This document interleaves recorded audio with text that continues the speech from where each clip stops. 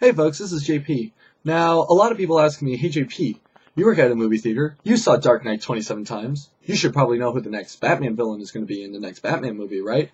Well, unfortunately I can't tell you that. What I can tell you though is who I believe will be in the next Batman movie, and who a lot of people are also hoping to be in the next Batman movie. Everyone's saying that it's going to be the Riddler and Catwoman. Well, I'd like to see that happen, certainly. I would like to see other characters who haven't had a chance to be in a Batman movie. For example, I'd like to see the Mad Hatter get a chance to be in a movie because I think that he's a very interesting character. He's definitely quirky. He's definitely charismatic enough. He definitely has a very interesting way of bringing forth lines. I think that if they were to do Mad Hatter, it would be a good opportunity to try their hands at maybe he could team up with a Scarecrow and they could cast this big illusion and make, I don't know, Gotham look like a big, scary, gothic Alice in Wonderland, you know, a la American McGee's Alice. Remember that video game? Well, it could kind of be like that. And I think that would be super, super cool. It would give a chance, you know, for them to switch between both realistic, and it would also give them a chance to, you know, add a little bit of fantasy element to it, kind of like the Batman Begins did with the Scarecrow and Ra's al Ghul. Another character that I'd like to see happen is Killer Croc, but unfortunately I'm worried that if they do use Killer Croc, then they would just make him like Bane in Batman and Robin, where he would just be a brawler instead of an actual in-depth character.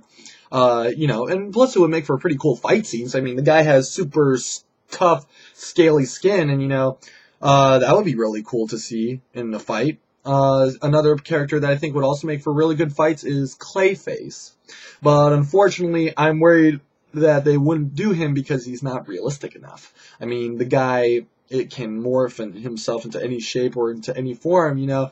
I guess if they wanted to do Chameleon in the next Spider-Man movie, or if they wanted to have all the shape-shifting and stuff go to, I don't know, I don't really know, Beast Boy or something, I don't know. Well, unfortunately, you know, even with the technology that we have today with CGI, I don't think that Christopher Nolan would like to take on Clayface.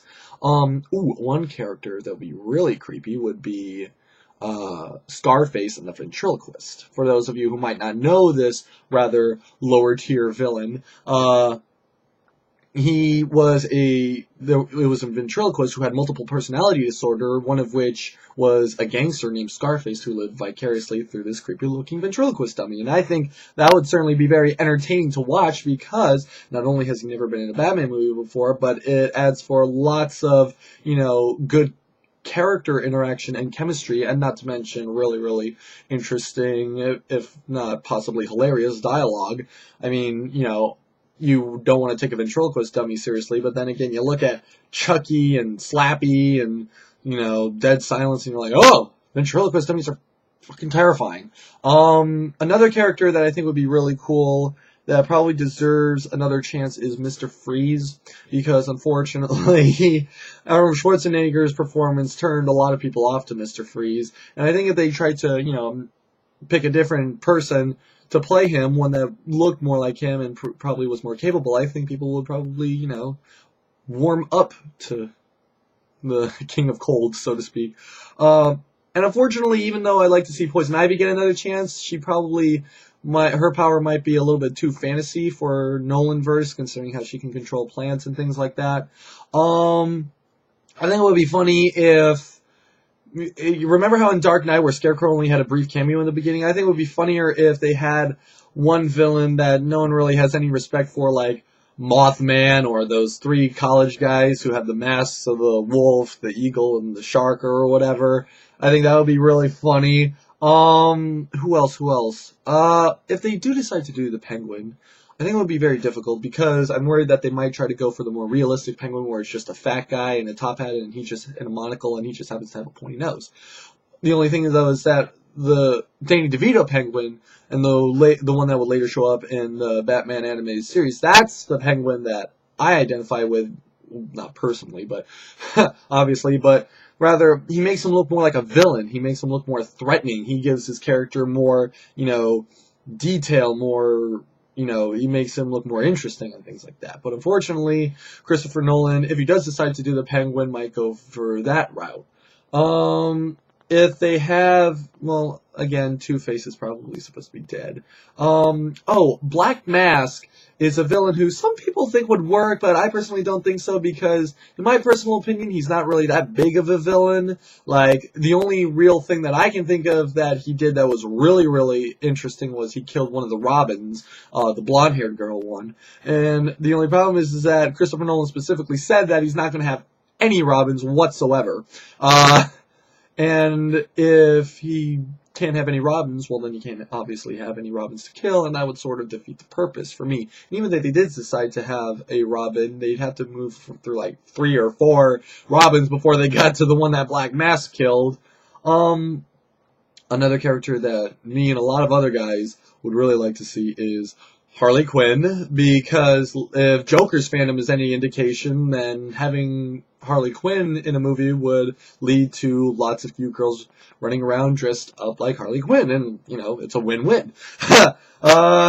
Let's see. If they have Catwoman in the next movie, I would prefer that she had the outfit from the Hush storyline. Yeah, I know, Hush, but, you know, it was just a standard, you know, spy outfit with a utility vest similar to Batman's utility belt, and, you know, she'd have to have the cat ears, obviously, and the whip would be really cool. Let's hope it's not a repeat of the other Catwoman movie.